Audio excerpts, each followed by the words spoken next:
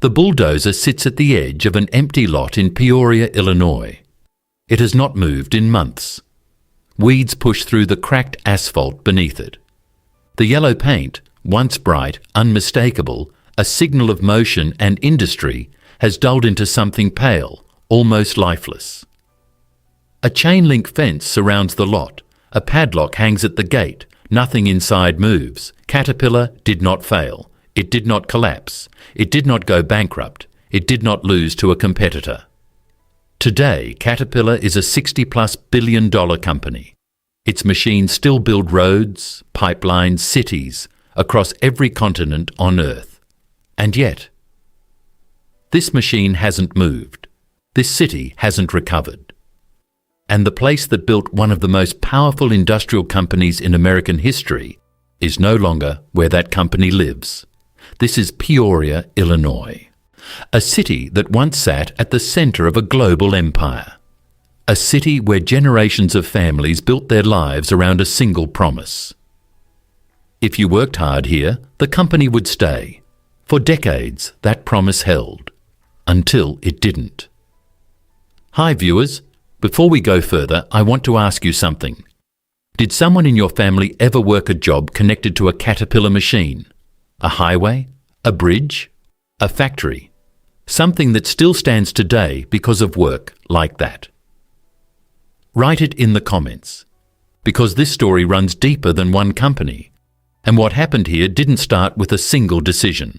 It started quietly, one move at a time, and by the time anyone realized what was happening, it was already over. To Chapter 1. The yellow machine that Peoria can no longer recognize.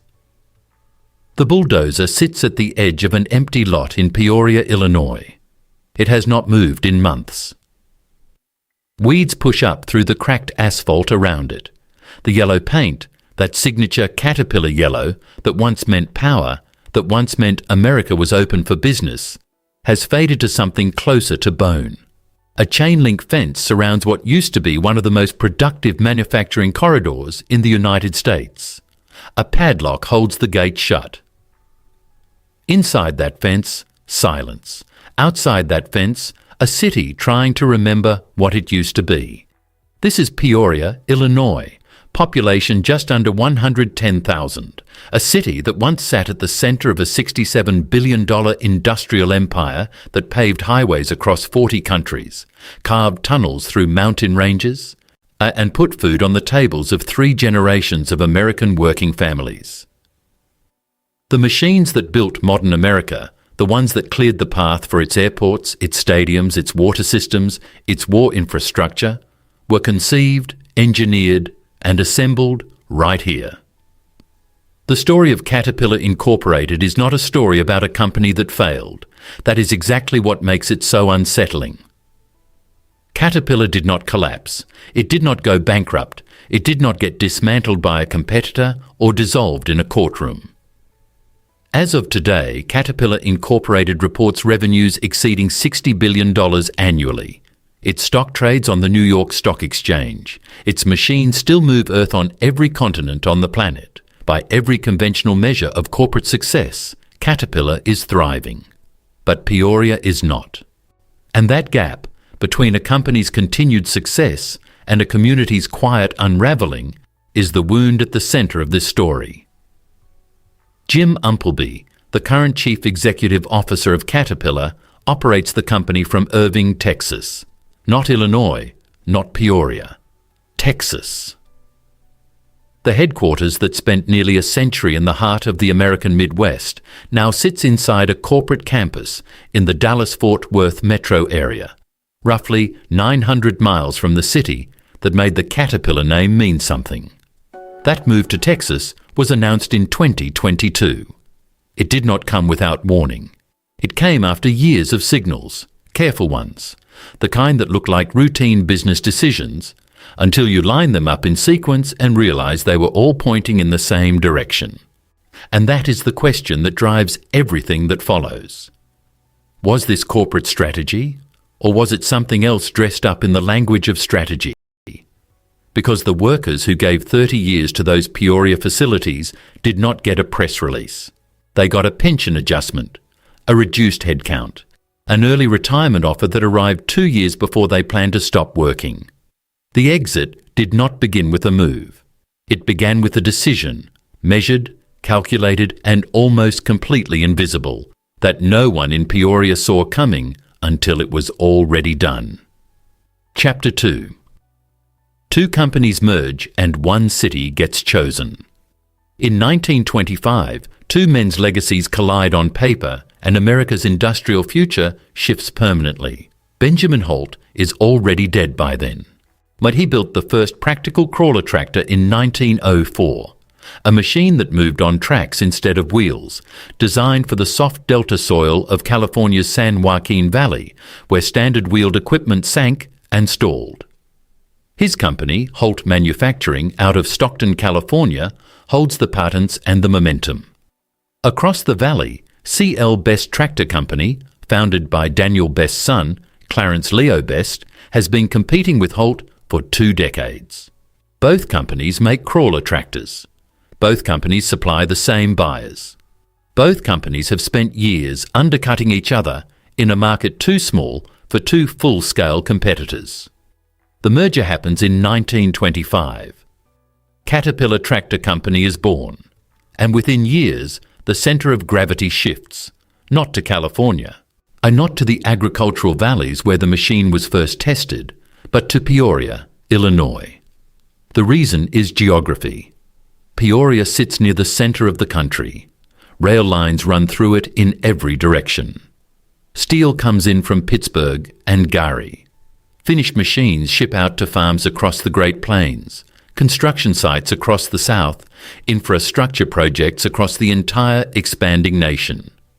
Peoria is not a romantic choice. It is a logical one, and logic in 1925 points directly here. The early workforce is built from the surrounding counties, men from small Illinois towns who know physical labour, who understand machinery, who show up at 5 in the morning and stay until the foreman calls time. The factories go up fast. The payroll grows faster. Entire neighbourhoods in Peoria take shape around the factory schedule, and churches are built. Schools are funded. A city organises itself around the rhythm of production. The company's first chief executives, men like Raymond Force, who leads Caterpillar through the hardest years of the Depression, make decisions that embed the company deeper into the regional fabric. They do not treat Peoria as a temporary base. They treat it as a foundation. That decision, to build permanently, to invest in place, creates something powerful. It also creates something fragile. Because a company built for a world where production and place are inseparable has accepted a condition it does not yet recognize, that it can only move at the speed the place allows. And somewhere, decades ahead, that condition will be tested in ways that Raymond Force never once imagined. What made Caterpillar powerful in 1925 would become, or in a different century, precisely what limited how far and how fast it could move. Chapter 3. The Era. When leaving Illinois was never considered by 1970, Caterpillar does not just dominate the heavy equipment industry, it defines it. The numbers tell part of the story. Revenue climbs past $2 billion in the early 1970s. The global workforce pushes towards 65,000 employees. Manufacturing facilities operate across Illinois, Peoria, Aurora, Decatur, Mossville, each one running at a pace that requires hundreds of suppliers, thousands of supporting jobs, and an entire regional economy built around keeping the production line moving. But the numbers do not tell the whole story. Walk into the Caterpillar assembly floor in East Peoria on a Tuesday morning in 1972. The scale hits before your eyes adjust. Iron, the floor space runs the length of multiple football fields. The noise is constant, steel meeting steel, hydraulic presses firing in rhythm, forklifts threading between stations in a choreography so tight that a single delay ripples through the entire line within minutes. Supervisors like Harold Boileau, who spends 31 years on that Peoria floor, can identify a machine's production stage by sound alone, without looking up from his clipboard. That floor produces something that no spreadsheet captures, the feeling that this place is permanent, that these walls, this noise, this smell of machine oil and hot metal, none of it is going anywhere. Internationally, the Caterpillar name is reaching every corner of infrastructure development. The construction of the Trans-Alaska Pipeline in the mid-1970s relies heavily on Caterpillar equipment. Mining operations in South Africa, Australia and Chile run Cat machines. The rebuilding of infrastructure across post-war Southeast Asia moves on Caterpillar tracks. The company is not simply an American manufacturer operating globally. It has become the living definition of what American manufacturing looks like at full power. And Illinois, specifically Peoria, is the address that definition belongs to.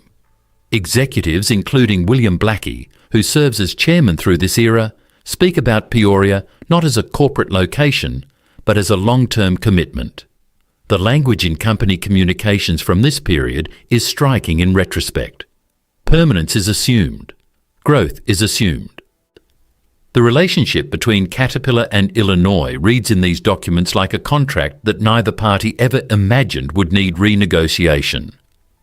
That confidence is not arrogance. It is the rational response to evidence. Every data point in 1972 confirms the same conclusion. Leaving Illinois is not even a conversation worth having. Not yet. Chapter 4. 3 generations of families built around one company. Robert Gilmore has a photograph on his refrigerator. It is from 1978.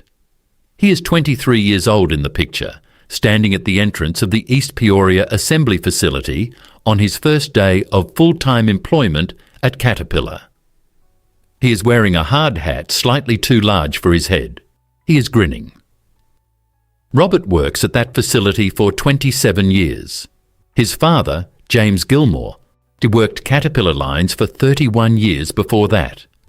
His younger brother takes a position in the engine assembly division in 1985. His wife works in the administrative offices on Adams Street for 11 years before their first child is born. The Gilmore family is not unusual in Peoria. It is the rule. Entire neighbourhoods exist because of the Caterpillar paycheck. On streets like Borland Avenue and Heading Avenue, in the working-class west side of Peoria, houses are bought on Caterpillar wages. Mortgages are signed. Children are enrolled in schools that local tax bases, heavily supported by Caterpillar's property tax contributions, keep funded. The annual company picnic draws families from across the county. Union negotiations, led by the United Auto Workers and later the United Steel Workers, are tense at times. The 1982 layoffs leave a mark, and the prolonged 1994 strike lasts 17 months and cuts deep. But the foundational belief always holds when the dust settles. This company is here. It will always be here. Community leaders say it at Chamber of Commerce dinners. Plant managers say it at employee town halls. Newly elected Peoria mayors say it in their inaugural addresses. The certainty is not built on wishful thinking. It is built on nearly 5 decades of evidence. Caterpillar has survived the Depression, 2 world wars, multiple recessions, and that 17-month strike. It has always come back stronger. In the mid-1980s, Caterpillar launches a major capital investment program across its Illinois facilities. New equipment, upgraded tooling, expanded floor space. The company is physically deepening its roots in the state at exactly the moment that, in boardrooms across corporate America, a different conversation about manufacturing geography is beginning to take shape. Peoria does not hear that conversation yet. The community does not plan for departure because departure does not feel possible.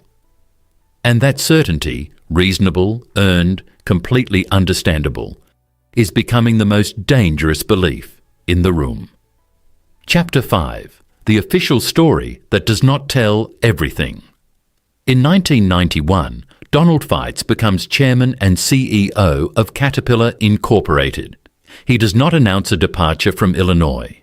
He does not announce a restructuring of the company's geographic identity. What he announces, methodically, in the measured language of corporate strategy, is a global reorganization. Caterpillar will restructure into business units. It will sharpen its international focus. It will become, in Fite's framing, a truly global enterprise rather than an American company that exports. The distinction sounds like a word choice. It is not. The reorganization Fite's drives through the 1990s changes how Caterpillar thinks about location at every level of the business. Manufacturing decisions begin to be evaluated against a global cost matrix rather than a domestic one. A component that costs $18 to produce in Peoria and $11 to produce in a lower wage environment no longer automatically stays in Peoria.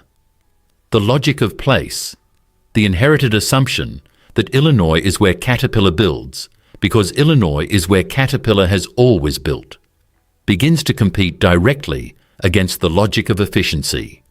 And efficiency, inside a publicly traded company answering to shareholders every 90 days, has a structural advantage in that competition every single time. The official explanations are coherent and credible. Illinois corporate tax rates rank among the highest in the nation for large manufacturers. The state's regulatory environment adds compliance costs that competitors operating in Texas, Tennessee, or South Carolina do not carry. Healthcare and pension obligations, negotiated over decades with powerful unions, represent a fixed cost burden that newer facilities in right-to-work states do not face. Global rivals including Komatsu of Japan and Liebherr of Germany are capturing market share in categories where Caterpillar once operated without serious competition. The pressure is real. The need to reduce cost structures is documentable and legitimate. Individually, every reason makes sense. But here is what the official explanation does not address: the timing of the decisions that follow, the specific destinations chosen for relocated operations, and the sequence in which Illinois facilities contract while facilities elsewhere expand. These details, lined up side by side, tell a story that the press releases never put into words.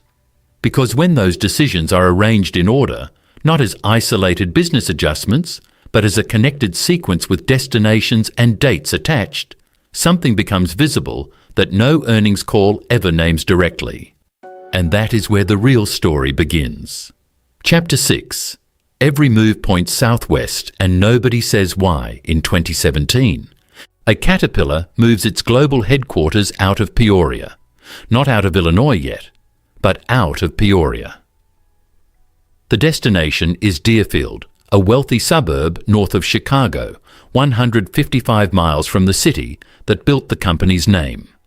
CEO Jim Umpleby frames the decision in clean corporate language: access to global talent, proximity to O'Hare International Airport, a modernized campus that reflects the company's global ambitions. The press release is professional. The reasoning is logical.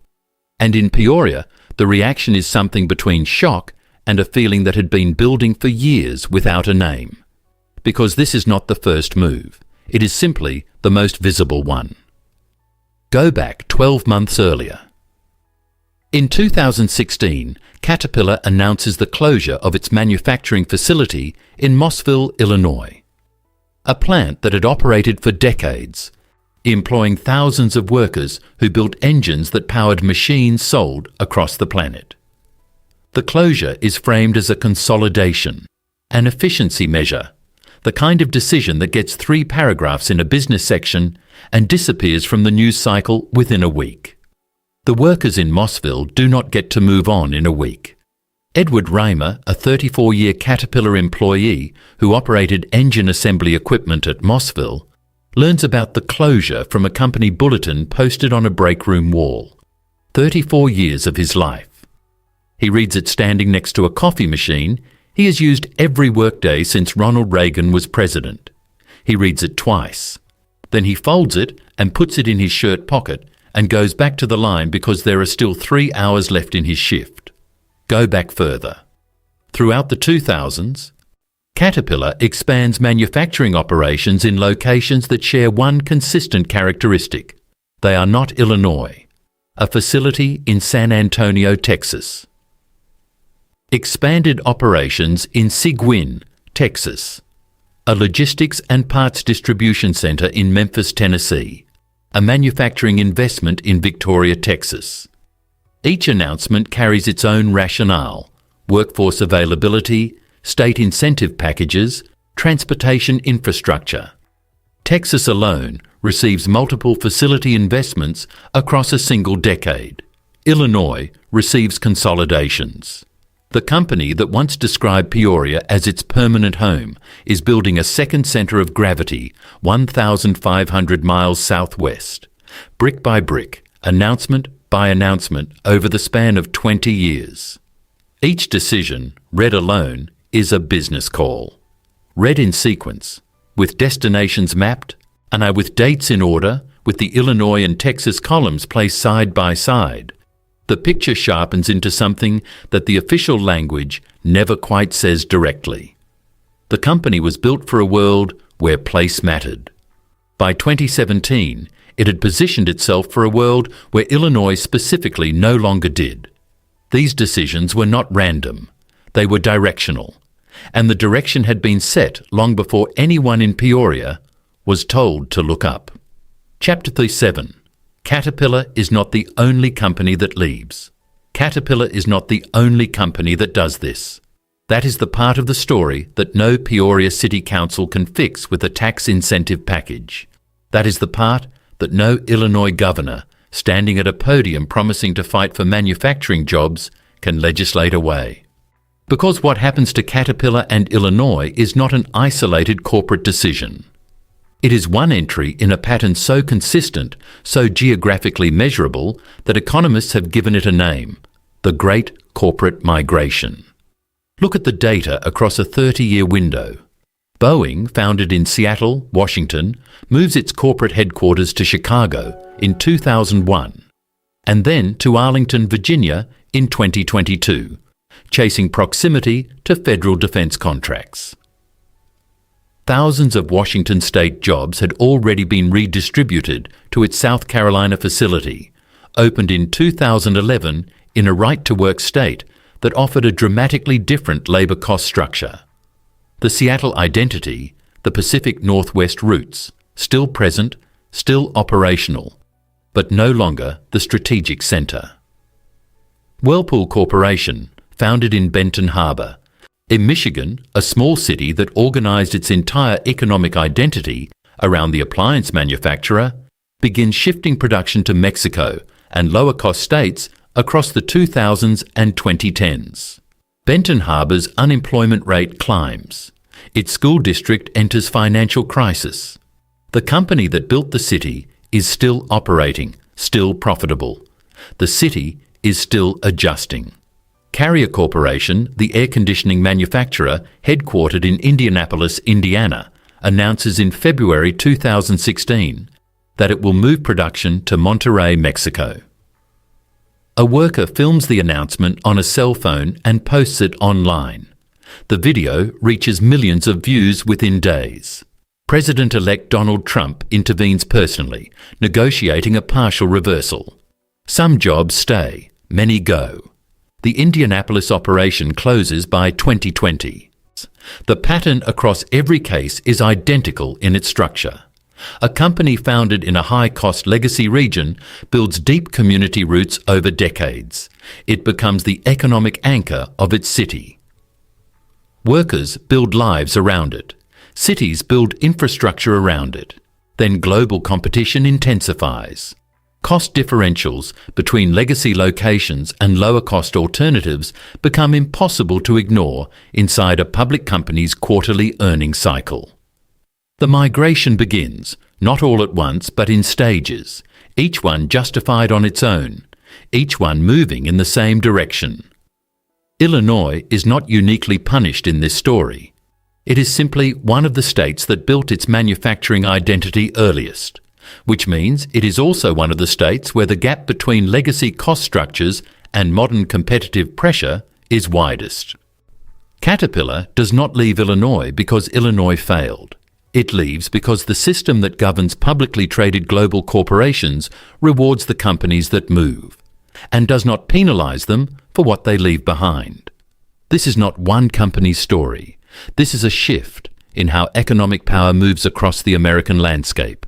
And once that shift begins, no single city, no single union contract, no single governor's promise has ever been enough to reverse it. Chapter 8: 7,000 Jobs and the Families Left Behind. By 2019, the Caterpillar employment footprint in Illinois has dropped by more than 7,000 positions from its peak. That number is not abstract. 7,000 positions means 7,000 families recalibrating. It means mortgage payments that stop being automatic. It means college savings accounts that get pulled for monthly bills. It means men and women in their 50s, too young to retire, too specialised to easily retrain, sitting at kitchen tables in Peoria and East Peoria and Mossville, staring at severance paperwork, trying to calculate whether a pension designed for age 62 can cover the gap that just opened at age 54. Sandra Whitmore worked quality control at the Caterpillar Aurora facility for 19 years. When her position is eliminated in 2018 as part of a workforce restructuring initiative, she is 54 years old. She applies for 23 jobs in the following 8 months. She gets 2 interviews. She eventually takes a part-time logistics position at a regional distribution centre for $14 an hour, roughly 40% of her Caterpillar hourly rate. Her pension, when it comes, will not cover what she built her life expecting to afford. Sandra does not make the national news. Her name does not appear in any Caterpillar earnings call transcript. But multiply Sandra Whitmore by thousands, and the full weight of what is happening becomes visible in ways that no corporate filing can hold.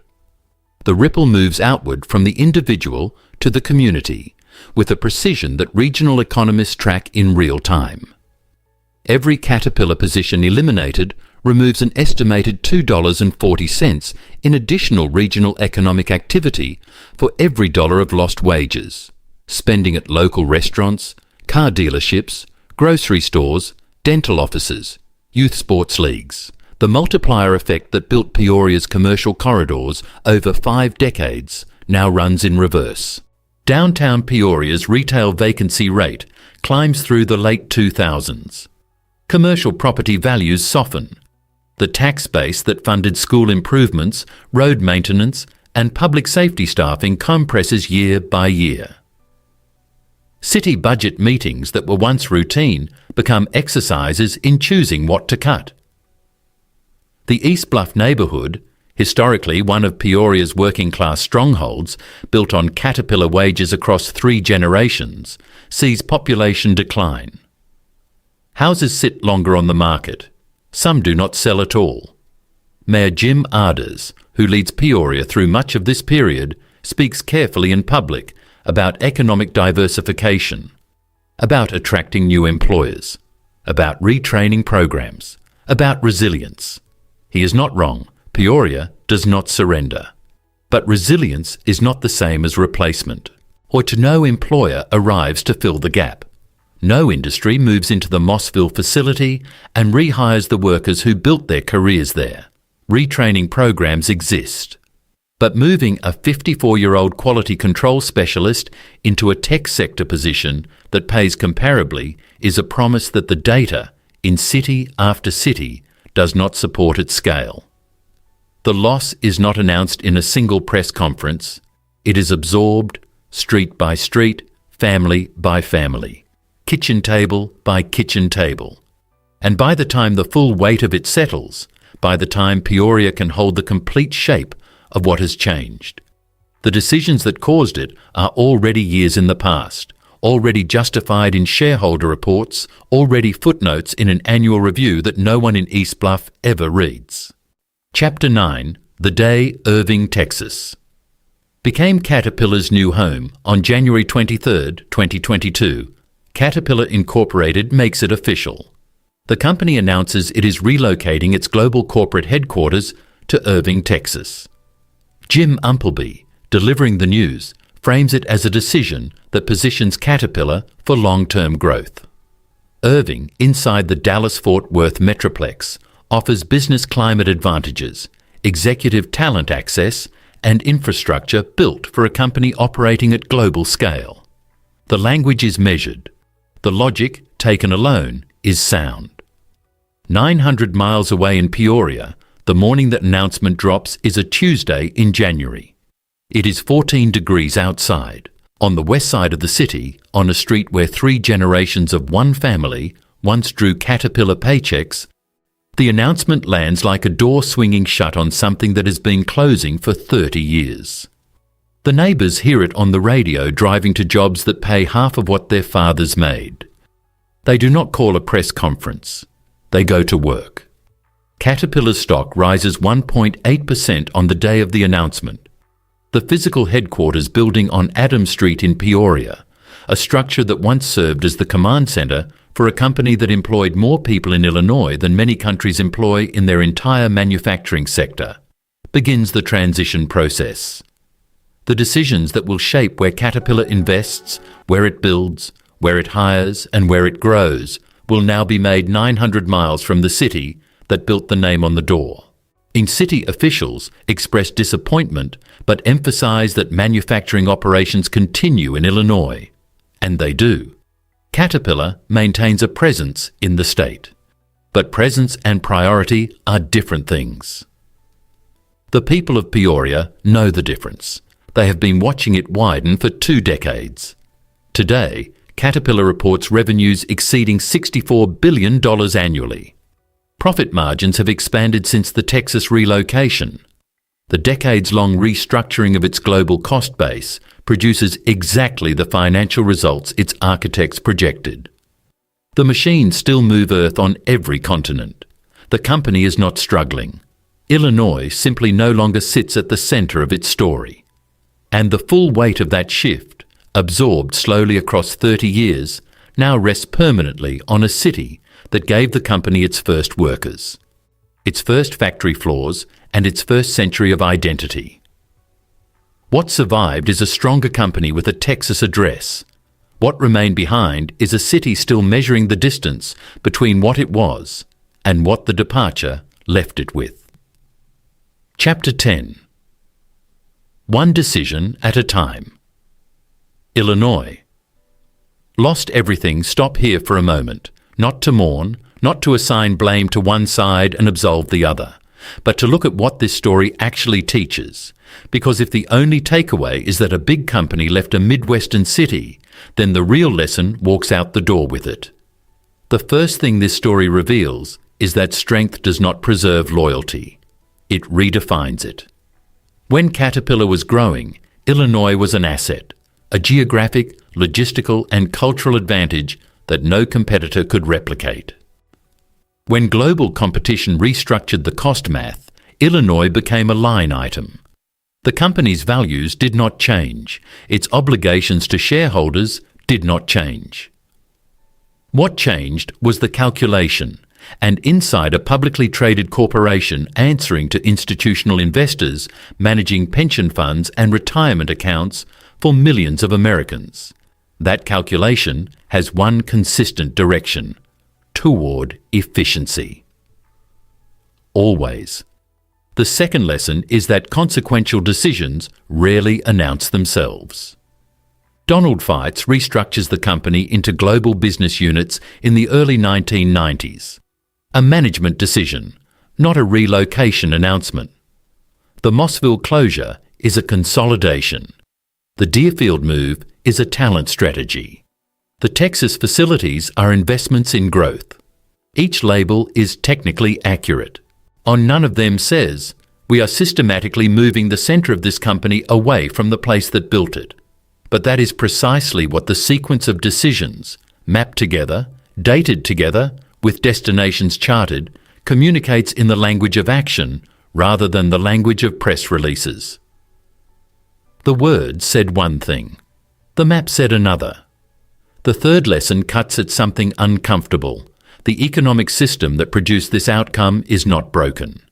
It is working exactly as designed. The United States tax code incentivizes corporate relocations to lower-cost states. Right-to-work legislation reduces labour costs in ways that are real and measurable. State governments compete aggressively with tax abatements, infrastructure investments and direct incentive packages to attract or retain large employers. Bourne, Texas did not steal Caterpillar. It won a competition that Illinois was no longer built to win. That is not an excuse. It is a structural diagnosis. And structural diagnoses matter because they identify what actually needs to change if the outcome is ever going to be different. The fourth lesson belongs to the communities, and it is the hardest one. Peoria built its identity, its infrastructure, its economic planning assumptions, and its generational expectations around the permanence of a single corporate anchor. When that anchor began to shift, slowly, incrementally, in ways visible only in retrospect, the city did not have the institutional capacity to adapt in real time. The assumption of permanence had been too complete, too long-standing, too woven into every major planning decision the city made across 5 decades. Permanence is always conditional. Every community that anchors its future to a single employer is making a bet that the history of American manufacturing has now disproved too many times to ignore. Detroit bet on the auto industry. Gary bet on steel.